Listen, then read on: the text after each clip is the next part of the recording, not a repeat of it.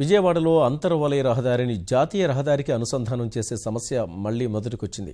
ఇక్కడ 150 ఇళ్లను తొలగించి నిర్వాసితులకు సమీపంలోనే పునరావాసం కల్పించాలని తొలుత భావించారు.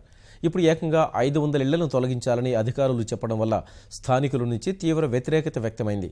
ఈ అంశంపై సిఆర్డీఏ అధికారులతో గన్నవరం ఎమ్మెల్యే వంశీమోహన్ చర్చ జరిపారు.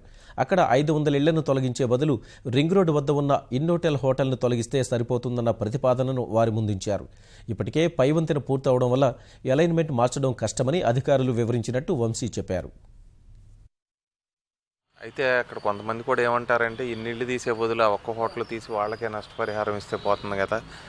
ఇప్పుడు 600-700 ఇళ్ళు తీస్తున్నారు. ఇవన్నీ కూడా 30-40 కోట్ల రూపాయలు లేకపోతే 50 కోట్ల రూపాయలు నష్టపరిహారం ఇవ్వాల్సి వస్తూ ఉంది. దీని బదులు ఆ హోటల్కే నష్టపరిహారం ఇచ్చి తీయొచ్చు. దుర్గగుడి ఫ్లైఓవర్కి ఎట్లా అయితే గజానికి 53,000 ఇచ్చారో ఆ లెక్కన అనే వాళ్ళు కూడా ఉన్నారు.